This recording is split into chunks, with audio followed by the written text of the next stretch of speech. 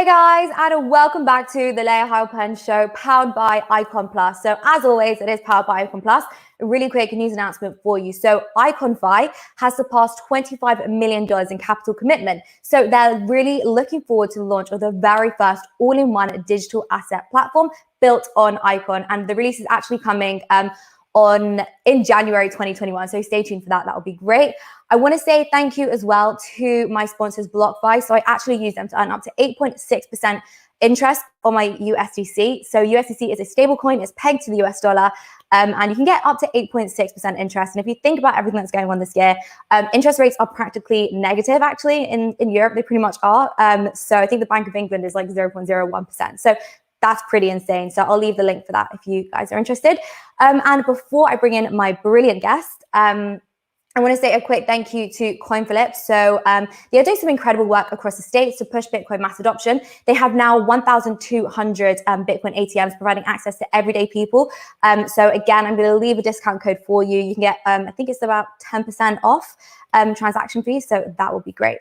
So joining me today, we have a pretty interesting topic. I guess it's kind of like politics meets Bitcoin, two of my favorite kind of things put together. So joining me today is Isaiah Jackson, the author of Bitcoin and Black America and the co-host of The Gentleman of Crypto. Let's bring him in. How are you doing? Doing great. Oh man, glad to be here. Glad to be talking with you. Absolutely. Yeah, I'm super excited to talk to you because you have, like I said, two of my most obsessed topics. You've sort of delved into politics and everything that's going on there, and then you've delved into Bitcoin. So I want to go back a little bit before we get into Black America and everything that's going on there. Mm-hmm. I want to understand a little bit about Bitcoin and how you landed on it. What is it about Bitcoin that caught your attention? Oh man, so I think I lived through the 2008, 2009 financial crisis. I was in college at the time. That really piqued my interest with finances. Even though I was, more into tech, I was in college, so I was learning computer science, but that's what piqued my financial interest because I was like, how can an economy just fail like this? We're America. Mm-hmm. What is going on? And when you're in college, you're already broke. You go from like broke to broken. Like, it's like, Jesus, how much is gas? I'm not going anywhere for like 3 months. So that piqued my interest. And then I was introduced to Bitcoin by a friend in 2013. And the best part about, that introduction was it came from the financial industry. He worked for, I don't want to say the name, but he worked for a financial industry place. And they spoke about Bitcoin, but he didn't understand it. And since I was in the computer world, he was like, you might understand it better. It's sort of this like techie thing. So he just passed it off to me. And I ran with it. I watched some videos from Max Kaiser. I saw how the Winklevoss brothers, how they were invested. And I think I came from, it's two ends of the spectrum. I think people get in Bitcoin. You're either so rich, you can take a chance, or you're so poor, you're like, what do I have to lose? That's where I was. I was a teacher. Teachers don't really they're notoriously underpaid. And I was like, what do I really have to lose? Let's see what this Bitcoin thing is. And it started out as I want to make money. But because we had a bear market, it introduced me to the technology. I was like, okay, well, I need to focus on this. See it. And then the picture broadened up from there. And I think that's what really helped me. I had almost 3 years where I didn't speak about Bitcoin, which is funny because, some people, two weeks and they're already experts. So, so it took some time, but that was my start. And then getting to where we are today. Yeah, I think that's so interesting that you make a really good point. People are either super rich so they can take that chance. I think that was the Winklevoss brothers. That's their story. And then someone, like yourself, who's like, well, I that's the only thing I can do. It just sort of makes sense. Mm-hmm. So, but what was like that red pill moment whereby you thought, okay, this is actually revolutionary? Was it, did you even have one, or were you just sort of thinking, well, we've had the financial crisis, anything will be better than what we have now? Well, when I started reading more financial things and I started understanding basically how the Federal Reserve ran everything, Jekyll Island, reading that book, that really opened up my mind to the point where I was saying, well, the system as a whole is built for us to lose because of inflation. It started down that whole path. And I was like, if there is a solution, Bitcoin would be it because it's a scarce asset. It's digital. People can use it for the future. I got laughed out of the room so much. I actually used that that was the light bulb moment, was when I was telling people about it and they were laughing and they were like, what are you talking about? So to me, an idea is not big enough unless people are laughing at it at first. If everybody accepted it, I'm sort of an outsider. I probably would have ran away from it. I would have gone, well, everybody's on it now. I'm going to do my own thing. So because it was a time period where people didn't understand it. They kind of laughed me out the rooms, or they didn't even want to pursue it. That was a light bulb moment. And I think that happened. It was an event in Charlotte, 2014. I went to. It was a financial like urban league or something event. A lot of Black professionals, a lot of rich people, and I was wearing this exact sweatshirt. As a matter of fact. Okay. Nobody knew what I was talking about. Nobody gave me the time of day. Most people were like, "Well, that's cute. It's a digital collectible type thing." So I think that was the light bulb. I was like, I'm on to something, because none of them understand it. And, now here we are. Now they're begging for Bitcoin. Yeah, I guess they sort of thought it was like this weird, nerdy tech thing. And it's just like, sit back in your box, be quiet kind of thing. Yeah, and especially, I know how I look. Black guy, dressed kind of regular. They think of Bitcoin as like a nerdy white dude in his mom's basement. That's how it was early on, because that's what they thought. They were like, isn't it some techie, nerdy thing in Silicon Valley? Yeah. I was like, no, it's for everybody, but it started that way. So I'm glad it's pretty user-friendly. So then that's really interesting. Okay, so you said like it started off with this perception of this nerdy white guy in his mom's basement, or whatever, however you want to put it. But then when were you like, hang on, this could be good for Black America? Like, at what point? I don't want to get into like, we'll get into like the problems that it could solve, but at what point did you make that kind of realization and that connection? And then with that in mind as well, do you think that the current financial system, do you think that it is, how do I put this, do you think it's worse on the Black community than it is on the white community? Or do you think it's just terrible as it is as a whole, and you're just there, doing what you can do for your own community? Well, I like to use the quote, as far as economics go in America: if America has a cold, the Black community has a flu. And by that, I mean, if there is a problem, of course, it's there. It affects everybody. But because of the systematic financial racism, discrimination, whatever you want to call it, all of that has happened. It's documented. It's historical. Many people have written about it. Because that has happened, we have seen the numbers. And you have a Black community with less savings, less earned income, things of that nature. The biggest thing for me was, because this affects us all, of course, Bitcoin's for everybody. But I targeted the Black community for one, family, but of course also community, because if anybody can understand something that threatens the status quo and being misrepresented in the media like Bitcoin was, should be the Black community. Pretty common. I mean, we've seen welfare queens and lazy Black man on every, on every telecast and media that we've seen. We know this. So at what point do you decide, what do we have to lose? Let's try something different. That came for me around 2014, 2015. Sort of the Ferguson riots happened, and people were like, what's the solution? And I'm like, I don't really know, but I know it has to start with economics. I mean, everything you're talking about, you can march all you want. We've done everything. I always like to tell people whenever I'm in these forums, we've had a Black president, we've had Black CEOs, we have Black millionaires, we have Black politicians, we have Black people in power. We still have the same basic median income as 1968. So what does that mean? Economically, nothing has been solved. And I think you're starting to see that. I mean, even with some of the political, I don't want to get too political to start, but some of the political parties that have won the presidency here, some of the Black groups are trying to understand why they're just like, we don't need you now. It's no more. You don't have any leverage. There's no economic foundation. So once I saw that and I saw Bitcoin was there, that to me was the ultimate answer. Yeah, that's really interesting, because I've, everything that's been going on this year with BLM, there's been a lot of significant Black people, Ice Cube, for example, talking about, it starts with it's not necessarily money in itself, but it starts with kind of like a basic understanding of business, a basic understanding of economics, and how to, as a community, better to sort of, leverage this newfound knowledge and then move forward, right? How do I explain this? Okay, so how would you then sort of put that forward, though? Because I often find that it's so hard just to get the average person to tap into Bitcoin and say, okay, this could help. But how do you get that message forward? Do you think it's just a matter of, we've tried everything else, what else have we got to lose? Is that kind of the idea? To an extent, but also education and leading by example.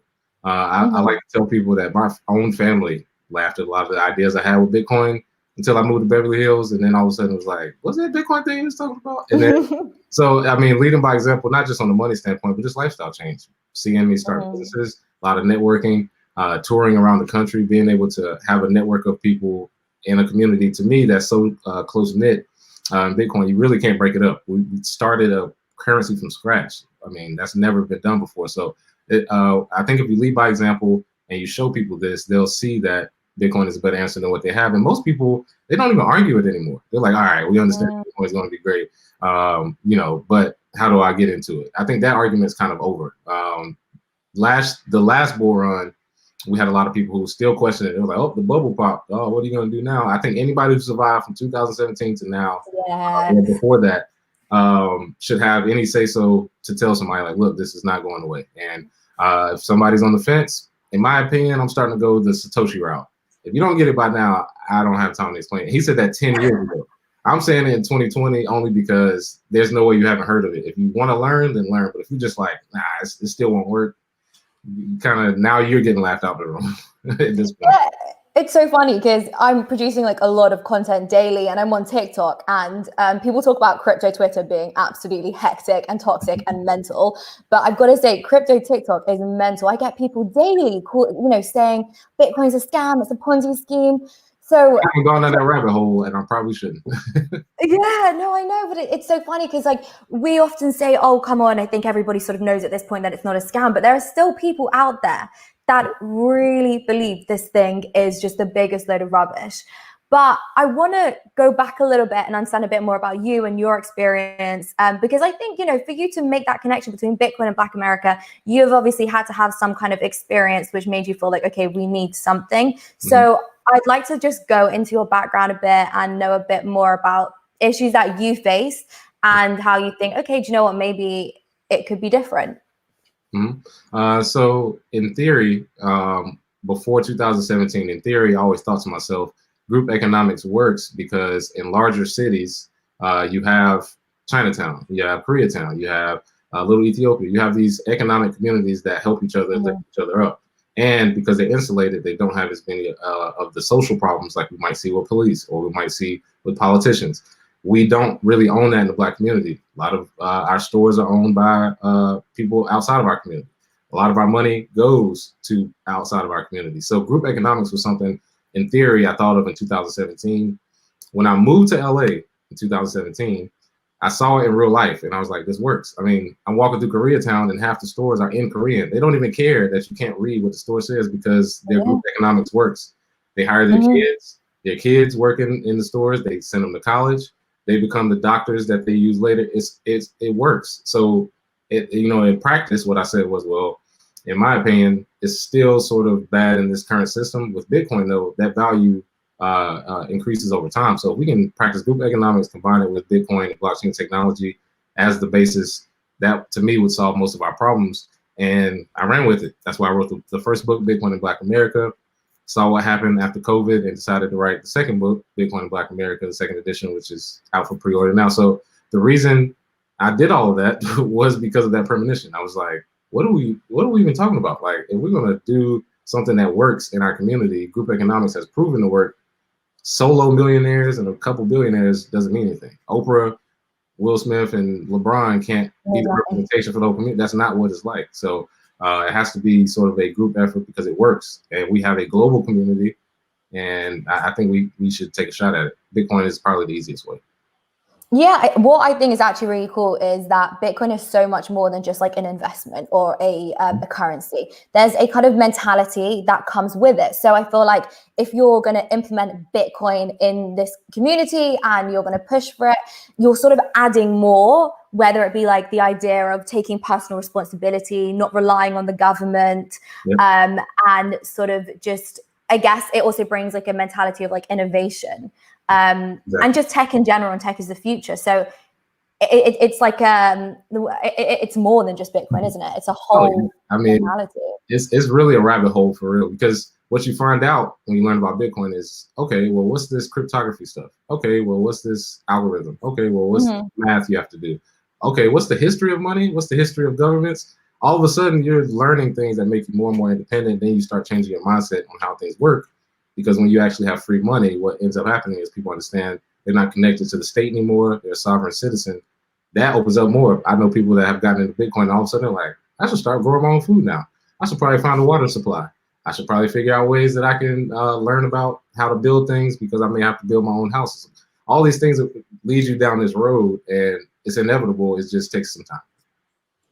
Yeah, and as well as that, it's what kind of gets me though is I'm always trying to figure out the best way to explain it to people, right? Because Bitcoin's not always going to be $24,000. We're not always going to be in a bull run, and actually, my mum today bought some Bitcoin, so it's all very exciting. But she only really was, really, yeah, exactly. It's all very exciting, but she's only really sort of extra sold, and my brother's extra sold simply because we're in a bull market. So what do you think some of the biggest issues are going to be when convincing Black America that Bitcoin could actually be of value to them?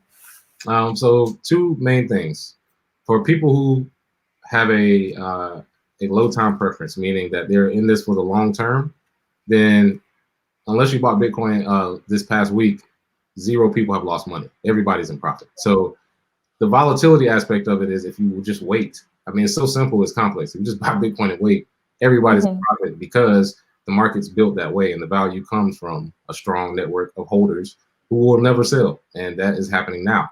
Second thing I would say is for detractors who say, okay, I don't really like Bitcoin, I don't want to use it, or they just don't understand it. One of the things you have to let happen is you have to let them lose money. And I know that's harsh, but let them buy the top, let them see a bear market for 3 years, and then come back again, and then they see nothing happen because people who bought in 2017 at 17,000 are like, oh, well, that's over. You know what I mean? But they were dying inside for 3 years. I've seen it. This is the 3rd time I've seen it. So in my opinion, just let it happen. And to me, losing money is the best teacher. You got to pay tuition at some point. So if you think you're just a lone wolf who's going to solve the market by yourself and you don't want any help, go ahead and do that. But I know how many people have lost thousands of dollars doing that. And some people, when they need that. So there's both sides to the coin. I want to talk a lot about victim mentality because I feel like it's something which the Bitcoin community tends to sort of reject just because, generally speaking, obviously, just because it's all about like, not your keys, not your coins, take personal responsibility. Everyone seems to be a bit of a libertarian to some extent. So when I was reading and researching about your book and everything, one of the biggest things which kind of got me was, how do we pull people out though? Like, how do we pull people out of a victim mentality? Because a lot of the time, whatever community it comes from, whether it's just any old person that's gone through a difficult life circumstances, it's really hard to pull people out.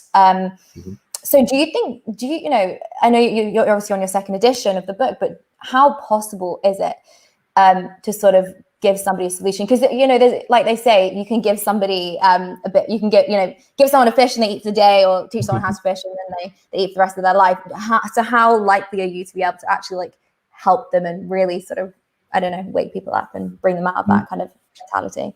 Well, I start where my dad started with me. He told me when I was young, he's like, nobody owes you anything and nobody's going to help you. So if you start there, you don't.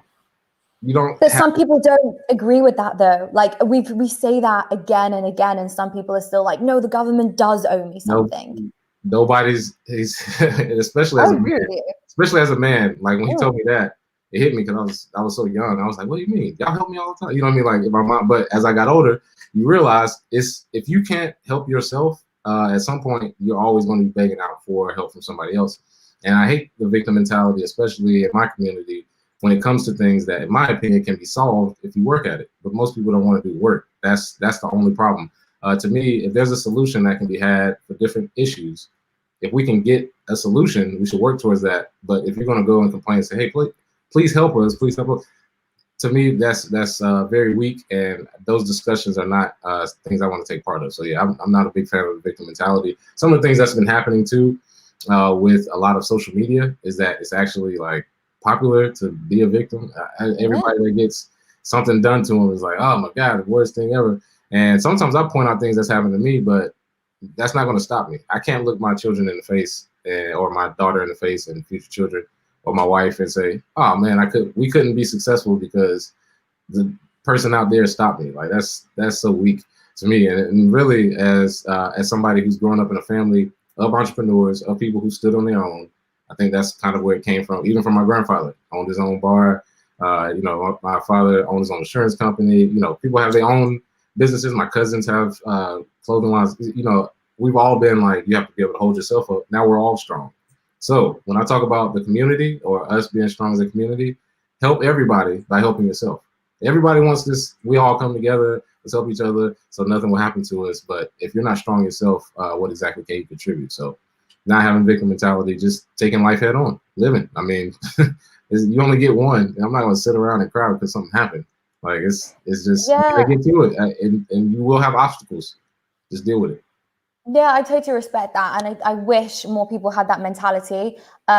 I absolutely wish, because you either find, either you go through something really difficult in life, and then you're sort of like, okay, well, I don't have a choice. Either I can sulk or I can pull myself up. Yeah. Or people just don't pull themselves up. And I wonder to what extent people can pull themselves up, right? All I'm gonna say is in this day and age with the internet, everybody has a phone. Everybody has access to information. It may take some time, but everybody can at least pull themselves up to an extent. I'm not saying everybody can become a millionaire, but you can get to middle class if you get a skill, learn it over time. You may have to eat ramen for 2 months straight, like I did. I mean, I did that a few times trading Bitcoin. You may have to not go out. You may have to tighten your budget up a little bit. You may have to sit and focus and read for long periods of time, things people don't want to do. What I'm saying is there is a way out, but if it's harder than others, I'm not about to sit and say, oh, it's harder, so I'm not going to do it. You just have to do it. And I think once people understand that and they find ways like with Bitcoin and crypto to assist with that mindset, I think it's a win-win. So once we get that mindset, a lot of us already do. It's just the few that do have the victim mindset, they're the loudest. So that's why you're here. Yeah, I mean, I just think it's such a shame, because I share the exact same mentality as you. I think absolutely, again, you don't have to be millionaires, but I think absolutely anybody can pull themselves up from any situation. I've seen too many incredibly successful people come from absolutely terrible circumstances, and I don't believe that it's entirely luck. Like, I just don't. I think luck is just a byproduct of preparation. Mm-hmm. So, I mean, this is kind of a really interesting conversation because it goes beyond Bitcoin, right? Because it's all about, improving yourself. Like you said, there's enough information out there. Everybody's got a phone, everybody's got internet.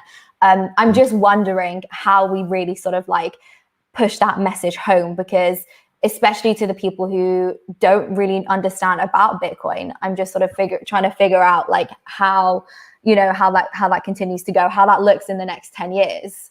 I don't know if you have like 10-year kind of vision or anything like that. I'm in this for generational stuff. The Bitcoin I own, I think I'll just be passing down. I had to, 10 years out, 2030, I would say Bitcoin will be the reserve asset of major corporations, if not a country at that point. We're already seeing Michael Saylor, he's bought $1.5 billion worth of Bitcoin. That is just the beginning. Trust me. He's going to look like the smartest man in the room next year, and a bunch of CEOs that do not want to look bad, they're going to do the same thing. So I think we'll see that. We'll see it more as a store of value for large corporations. Then we'll see maybe the stablecoin wars take off on top of that, because of course China has their own, others are building. So 10 years out, I think we'll see a very different monetary system, and I think a lot of people will build on top of Bitcoin because it will be the longest and strongest. But other altcoins will succeed the same way companies succeed whenever anything happens. So I think, man, there's so much DeFi is going on now. We have NFTs. Who knows what will be 10 years from now? I just can't wait for that, 9 or 10-year-old. That 10 years from now is probably going to be the Mark Zuckerberg or whoever. That's crazy. Bitcoin, you know what I mean? Like creates an incredible product. So that's what I'm looking forward to. That's also why I'm doing a Bitcoin summer camp to teach kids, try and get that pipeline, because this is the future, and I can't wait. I mean, hopefully we'll have some AI in there somewhere with the crypto world. Still young, but yeah, I think that's what we'll see 10 years from now. Yeah, I think it's insane to think that we could actually see well, I don't know. I see when we talk about like Bitcoin as a global reserve currency, I'm always really just like unsure, when we talk about like scalability and this and that. Like as a store of value, I'm on board. I'm there. As like this global reserve currency, I just don't know. But yeah, what I do, it could be like 4 or 5 countries start using it. But what I do think, I definitely think, we are going down that route. No more there will be a cashless society, unfortunately for some. Yeah, we are, you know, I always say everything has gone digital, right? You know, I say like dating's gone digital, socializing has gone digital, the way that we work is digital, the way we eat is digital, everything is just digital. So for me, it's just inevitable that everything's going to go that way. But what do you think? You know, like there's a lot of talk about Bitcoin being this political thing, and people say it's apolitical, but I'm really on the side of that it is political. Now, I get why they say it's apolitical because it's like you opt out, right? But I feel like opting out is a political choice. Exactly. I do too. Okay. And, you know, as far as the political process, I don't participate in these games. It's a circus. Whatever they try to sell to people as far as these groups, I don't join groups. I'm an individual. I have things I like about certain ones, and then you can ask me. That's about it. That's about as political as I get. But Bitcoin being political is very political. I mean, Yeah. I don't know if people know this, but the day my first book came out, President Trump tweeted, Bitcoin and cryptocurrencies are not real currency. You should not use it, blah, blah, blah. Oh, really? What day was that? Which year was that? About it, it was July 11th, 2019. I write about it. I remember that. I write about it in the second book because it was crazy. No time before or after that did he tweet about it other than the day my book came out. So is Bitcoin political? I think it has entered the political market. I think some of the regulations or regulators who are trying to make a bridge with Bitcoin have family members or themselves who own it. So it is getting into politics. And what we're starting to see is the 25, 30-year-old who's been in Bitcoin for a few years, when they become the next politicians, they're going to work towards Bitcoin being a part of our nation. So I think it is political. I think it has entered the political sphere. I think when people talk about Joe Biden's second biggest donor owning a crypto exchange in China, I mean, that you can't ignore that. I mean, you can't ignore that, can you? Yeah, that's kind of factual. So Bitcoin is intertwined somehow. The biggest thing is nobody talks about it publicly, not the big names. But I think it is intertwined somehow, and there will be a race for mining. There'll be a race, of course, for Bitcoin to store value, and then whoever has the best CBDC, that's kind of the nationalistic approach to money moving faster. I want to talk a bit more about your book because for those watching that don't know, I haven't read it yet. So I plan to read it over the Christmas holidays. These are my plans during lockdown because things are just absolutely terrible here. Yeah. So tell me about some like the biggest challenges that you faced writing this book, because how did you sort of break down all the issues that you've experienced and all the issues that you perceive to be relevant in Black America, and sort of talk about how Bitcoin can solve those? Take me through it. How does the book look? Absolutely. So the first book, I start off sort of memoir style, just telling my story so that people can understand who the writer is, that I am a regular guy who took the time to learn about something interesting and used it to create, what I do now. And I think that story kind of opens eyes because they realize, oh, you don't have to be a millionaire to be successful. You don't have to be, some, kid who got $50,000 and just happened to become a millionaire. You can work your way up. There's strategies for that. So it starts there. It talks about the digital economy, introduces how Bitcoin can start sort of a circular economy if you buy or invest in small businesses, whether Black-owned or not. I started with Black-owned in the book because I want people to understand that's the backbone of any strong economy. Small business, and in our community, if we use Bitcoin, you can sort of opt out of the current market. So I go to that point. I talk about things such as Bitcoin in the Black church, how we can use it as nonprofit donations, as a store of value. Talk about how athletes, since Black athletes in the NBA, NFL, and in hip hop have a lot of control of social currency. If they adopt Bitcoin, if they talk about cryptocurrency in the Black community, that could be good for us as far as adoption. Yeah. So I go into all of that in the book, talk about how in other countries it could be adopted, but in the second book, I take it up a notch, way more information. But yeah, those are some of the ways. I also talk about banks. I have a chapter called Buck the Banks. But in the second version, it's called Buck the Banks. That's really funny. Yeah. So, and it's funny, I actually did a talk with a bank, and that was one of the guy's favorite chapters. So that goes through all of the racial discrimination just in the past 8 years. So it's not like something I talk about redlining, I talk about racial discrimination with loans, I talk about all of that, but I'm talking about stuff that happened like 8 years ago or 3 years ago. So they're having to do settlements for that for Black and brown people, unfortunately. So we don't owe them anything. And that's sort of my argument with moving into the Bitcoin market. So that's what the book is about. Second book has more information. If I can run through that real quick. Yeah, go for it. Go for it. Yeah. I mean, it talks about Bitcoin and Black America tour, how things have progressed in the economy with, COVID and the federal stimulus, Bitcoin's price movements. Talks about privacy, how to set up a truly private wallet, because a lot of people, it's not enough now to just buy Bitcoin.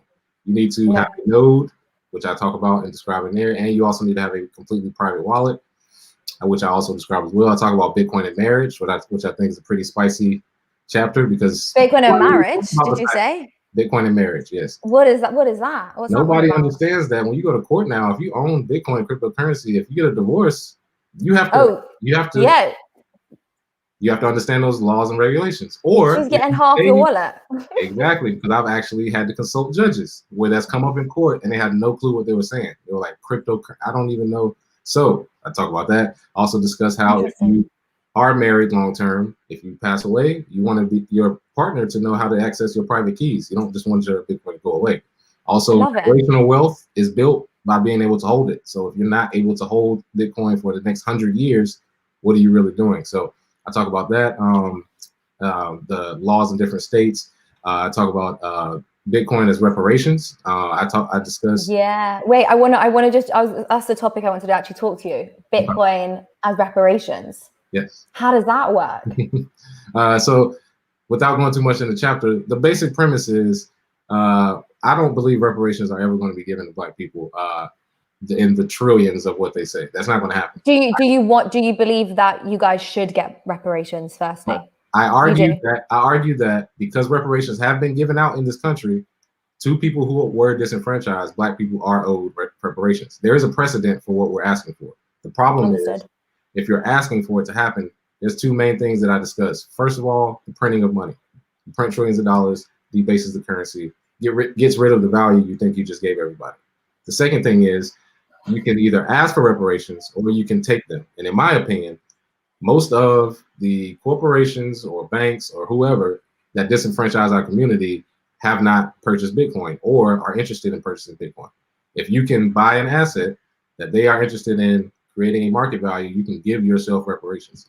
And I did go through all of how that could be possible, and not just with the value of Bitcoin, but business, enterprise, blockchain technology, all of that, using that to your advantage in order to get what you feel is owed to you.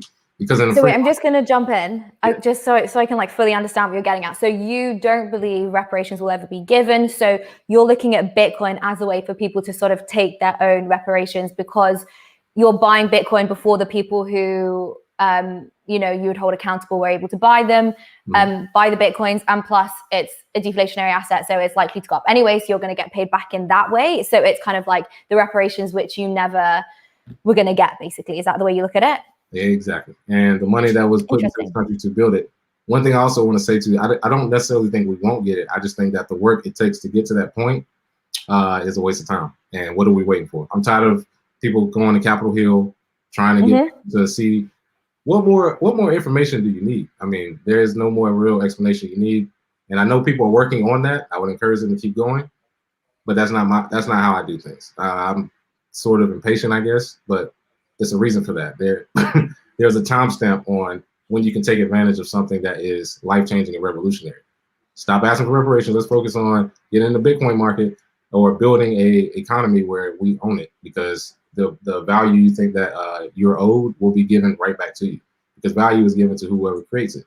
And if we're in the value market, it's ultimately going to happen. So I believe in taking back what you think is yours, not asking. And please, I'd rather ask for forgiveness than permission any day. Yeah, I think that's really cool. Honestly, I'm like huge respect. I just think what you're doing is amazing. I think just because I just inherently despise everything victim mentality related, I love how you're just there, just sort of like, guys, this is it. Like, here's your answer. Like, please, you're just there trying to educate people. But in terms of mass adoption, then, to what extent do you see Bitcoin being integrated into people's lives? Because you talk about that integration. You spoke about church, but to what extent is this even possible?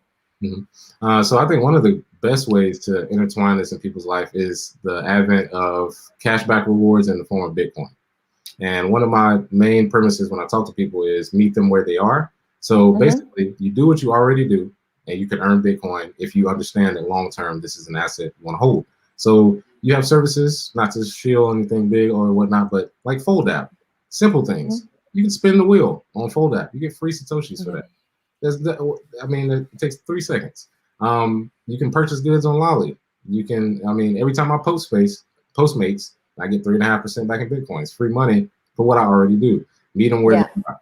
People that have Cash App already, I usually explain to them, hey, you already have Cash App. The boost thing just came about, but I mean, you could have bought it in there. And, you know, it's a no-brainer to me, even services like BlockFi. I mean, to me, it's kind of a no-brainer that instead of selling your crypto, because that is a taxable event, you can actually put it up as collateral, get a cash loan, which I actually have just talked to a CPA, and you can actually write off, if you do it as a business, the interest rates that you pay for your business. So these are things that people do anyway. It's just like, just do it in Bitcoin because it's a more profitable market. So meet people where they are, help them basically establish, you know, the mindset that Bitcoin is for everybody.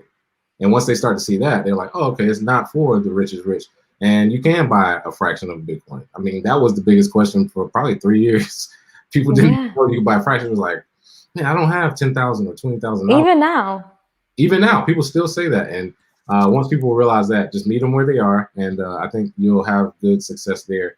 I think people get too caught up. I think people are so smart. They get caught up in explaining the hash rate and smart contracts. Nobody needs to know that stuff. Nobody cares about elliptic curves, dude. Nobody cares. Talk to them about what they want to discuss, and then it should be good. What about any other altcoins then? Like, do you see any other alts as, number one, a good store of value, and number two, because at the end of the day, I guess, you know, you're not going to be teaching everybody to trade. That's just, you know, it's kind of just like buy Bitcoin and wait. That's good enough. But yeah, do you see anything which could be just as valuable, like Ethereum perhaps, or? Well, I view the altcoin market sort of like I view Bitcoin early on as far as utility. Now, Bitcoin, I think it stands alone by itself because it's an anonymous creator. You can't confiscate it. That is hard money. That is a reserve asset. But I think of altcoins sort of as companies or as projects that are using a token that can become valuable for certain things. So Ethereum, they have what I feel like is a novel approach to try and create decentralized apps. I know all the attack vectors. I know security problems. I know what's wrong with Ethereum, you know, changing the Ethereum Classic. There's something like that with every coin. We saw XRP today. The SEC may be coming after them. Every single coin that's not Bitcoin, this can happen to. But from a purely company standpoint, just trying to innovate in the blockchain space, I like a few projects. I mean, it's fun. It's fun to have MetaMask in your browser and be able to buy NFTs. It's good that you can build, you know, smart contracts. Do you own any NFTs? Exactly. I'm sorry? Do you own any NFTs? No, I do not own any NFTs. I bought them for other people, but I don't own any. Okay. I have worked or started working with somebody named Micah Johnson. His NFT just sold for 120,000. I'm trying to put on an NFT show, like a museum type show on crypto voxels. So things like that are interesting. And I think when we talk about the gamification of the crypto world, I think altcoins are better for kids because if there's no, like, if you're not giving them millions of dollars worth of altcoin, if you give them 20 bucks, it's good for them to play around with and use. The blockchains are faster because they're not cluttered. A lot of times they have, you know, things like with Monero, ring signatures. Some people may like privacy. Those features like that, I think work well. But again, none of them are Bitcoin to me because it's unconfiscatable. Everything else I think has that chance, but we'll see. And you are the co-host of The Gentleman of Crypto. So I want to know a little bit more about this. What do you guys talk about? Where did this come from? Oh, yeah. So we're at episode 627. Damn, that's crazy. How long have you been doing it? It just felt weird saying it. 620. Yeah, that is weird. Yeah, so we've been doing The Gentleman of Crypto pretty much every day for the last 3 years.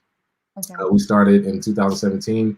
After we would have started in 2016, but we were like, will people even tune in? Who knows? So we just went for it. Me and my co-host King, we were one of the first crypto shows that had live every day.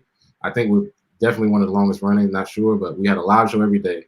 We talk about news and updates, and we answer any questions that come in live. And we've been doing this since 2017. One of the biggest aspects of it is it's not a huge show. We only have 4,000 subscribers, but everybody sticks. We're like a close-knit community because, again, to me, long-term, these are people who probably don't use it for networking for the rest of our life. Who cares if you have to do a 30-minute or hour-long free show? when you get to network with people who can help build for the future. So we decided to do that. A lot of opportunities came out of that, and fortunately, you know, it's opened up doors that I didn't think would happen, because I had never made a YouTube video before 2017. That's one thing people don't know. I'm on interviews now and talk a lot now, but I just was anti-video for a long time in the Bitcoin world, because I was like, if people want to learn, just go online. But then I realized we need it. No, we need you. People need to hear you talk. They need to see your face. They need to see as a real person behind you or behind it. And it's worked. So far, again, like I said, not a huge show, but I think we get great information. So with all of this in mind, you've got your books and everything that you've done. Where's your family at with all of this? Have you managed to sort of get them to buy Bitcoin? Yeah, I mean, it's like 100% approval right now. You know, at first it was scary. You know, I would have plans about maybe we could, you know, put, you know, our money together, buy Bitcoin back in the day.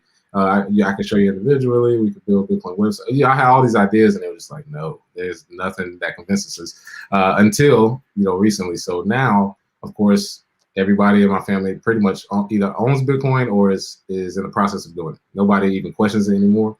I do have friends who are still on the fence. Yeah. But their only reason being on the fence is because the price is so high. Unfortunately, I told them when the price was probably, I think, $600 or $500, you know, a long time ago. But oh, you told them then, and they didn't. I also gave a lot of Bitcoin away back in the day. I remember when I first started, when Bitcoin was around 200 or so, I was giving away 0.1 Bitcoin like it was nothing, because to me, I was like, oh, it's $20, and you can get started, you can do something. I don't know how much Bitcoin I gave away back in the day. Wait, how were you buying? Where were you buying it from back then? Back then, I was getting it actually through local Bitcoins. Mm-hmm. Yep, and it was the easiest way to me. You could meet people by large amounts. That was the easiest way. Then through an exchange, I had Coinbase for about 6 months, I would say, back in 2015, but got rid of them. Don't use them anymore. Happens. I think that's everybody's story. If you know a lot of Bitcoiners, they dunk on Bitcoin for good, or they dunk on Coinbase for good reason. Not reliable to me, but yeah. And now I'm mostly Swan Bitcoin, lowest fees in the market, so I like to use them. But yeah, I mean, now I don't buy much anymore. I just kind of sit on it. But yeah, it was a crazy time back then. And what are some of, like, so you said that, you know, it's the price being, let's say, just call it 24K or whatever, that your friends are just like, oh, it's too expensive. But what are the other things? Like, do they really get it? Like, would they sort of see it as like a cult, and, you know, that's something that they want to get involved in? That's the thing. Like, okay, people have seen me or read my books. They're like, I get it. I know it works, but I just don't know. It's an anonymous creator. And you're like, what's it gonna do anything? Yeah, exactly. I was like, that's keeping you from it. Or they'll be like, you know, I heard this, I read this story that Bitcoin got hacked. And I was like, no, somebody got hacked. Their Bitcoin got stolen. Would you stop using cash if a bank got robbed? No. So what are you talking about? So they still have these, like, these premonitions or intuitions, I would say, that something bad is going to happen. Because the biggest one I get now is, so is the government going to shut it down? And I'll send them the link where they literally, the Office of Comptroller of the Currency said, we're not shutting down Bitcoin. We are not. I'll send them that link, and they'll still say, but still, do you think they could? And I'm like, I don't understand, you know, exactly where these questions come from, but it's just people being scared, not having the knowledge when they see that you can own, and plus not being used to being free. Like, we have to, like, some people, they're scared shitless when they think about the fact that I get to own my own, I get to do this myself, it's me. They don't even want to do that. So you have to understand that too. This is the first time ever, unless you're 113 years old or 106 years old, you haven't lived during a time without the Federal Reserve. So you don't even know what it's like to live in a system that's free enough where you can just enter it, start today, and then money is money. Well, this is what I was getting at earlier when I was talking about victim mentality, because people sort of just don't want that responsibility. Like, they don't, you know, because it's scary, because it's not just a private key, it's like the seed phrase as well, and then it's like, where do I put it? And then, like, you know, you put it on Ledger, then your database gets hacked, you know. So like it's kind of like a real fear. And I think the most interesting thing for me about Bitcoin is, like, I obviously think it's political, but it's a mentality so much. And I just think that's going to be one of the real struggles when it comes to mass adoption, because, well, it depends what kind of mass adoption we see, because, you know, if you start having everything with custodians, then it's different. But right now, you know, you're trying to get people in and sort of teach them about freedom. I don't think people want freedom, to be honest. Yeah, some people don't even want to be free. That's the funniest part about this whole situation is you say it as if that's something everybody wants. And some people are like, nope, I would much rather hand it over to such and such, let them do it, which is fine, which is, some of the backlash a lot of Bitcoin people get is, oh, why would you suggest products with a third party? And I'm like, you do understand there's a population of people that are never going to be self-custody or self-sovereign. So the products work for them. So, yeah. And we need them in. Yeah, and you leave them in and you let people figure it out. But again, I don't really like to coddle adults. That's why I like teaching kids, because I would rather show them early. But adults, you get one chance with me. If you don't get it, I don't care. More Bitcoin for me. Damn. I love strict. Yeah, I love teaching people or helping people that want to be helped. I don't debate. There's no debating or going back and forth. You have your opinion, just go with it. If you really have that conviction, then go with it. Because I really believe what I'm doing. So you better believe what you're talking about, because I've been there. Yeah, I'm with you. This kind of just like, it all links back to the same thing, because it just reminds me, I was trying to help a friend the other day with her work, and I was trying to sort of be like, you really need to use social media, leverage it like this. Like for me, I think TikTok is just like an incredible innovation for online creators. And I was trying to really help her, and she was like, I'll do it tomorrow. And she didn't. And then that's it, I'm done, no more. You're not a child. Like, I'm not coddling adults, as you said. Yeah, exactly. I told you. That's all that matters. You can't never ever say I didn't tell you. But the only complaints I really had are people saying, why didn't you tell me about more? So if you have any reservations, that's really the only complaint I've really ever had. Yeah, 100%. And just finally, I saw you tweeting today about the XRP news. I just wanted to get your thoughts on it. You don't have to throw yourself in a fire, so you're welcome to sort of say, no, I'm not going to comment too much, but go for it if you have any thoughts. Yeah, I would say the XRP bot army going to get me. Well, I think it's sort of a non-starter because they front ran the news by saying the SEC is going to do this. Yeah. They sort of front run it, which I guess was smart on their part, just to sort of beat it to the punch. One thing I've said since 2018, actually earlier than that, is that at any point XRP could be considered a security and it's over. I mean, what happens is if they make the claim that it's a security, they can go back and forth. They can argue the Howey test. They can say there need to be new standards. Doesn't matter. I think exchanges won't take the risk. They'll just delist XRP, and then what happens then? Value's gone. And to me, I don't see a real use case. I know it's pre-mined. I know there's people that hold it. It's not for me, but for speculative traders, do your thing. I don't really stop anybody from anything that they want to do, but I do. If I consult people, tell them that's not for me. So this news is sort of hyping people up, but I'm just trying to remind people that this could happen at any time, and especially we've seen that in the ICO market. They were smacking the ICO market in 2019 and this year. So it can happen. You just want to be careful. Yeah, I think you make an interesting point. I mean, Brad Garlinghouse was the one to come out straight away and blow the lid off the story and sort of just say, okay, we're getting sued. But it'll be interesting to see what happens. I mean, I tweeted today that I do feel sorry for those holding XRP, but those holding XRP think this is great. So that's also cool. People, I mean, some of them are saying if we get through this, the price will really go to the moon because it'll be, and I'm like, all right, I understand that's FOMO, that's emotion, but just looking at data and metrics, not something that I tend to pay attention to. Yeah, I'm with you. Okay, so just finally then, tell us, what are your last words? Where can people find you? Somebody has actually put in the comments, can you leave a link to the book? So send me a link afterwards, or you can put the link in the comments. So where can people find you? So you can find me on Twitter at BitcoinZay. You can find me on Instagram at BitcoinZay LLC. You can find me at bitcoininblackAmerica.com. And if you reach out there, the book Bitcoin in Black America and the second edition are available. So working on that now, and the Gentleman of Crypto on YouTube Monday through Friday at 10 a.m. Eastern. Well, I want to thank you so much for coming on. I think what you're doing is absolutely incredible. It's right up my street. I hate victim mentality. And I really think education, knowledge, understanding is everything people need. I think, everything sort of starts and ends at the education system. I think the education system is so broken. It doesn't teach you entrepreneurship. So the fact that you're pushing that to help your own community, I think is fantastic. I absolutely love it. So thank you so much for joining me today. Thank you for having me. Glad to be here. Guys, don't forget to tune in next Thursday at 12 p.m. EST. We'll see you then.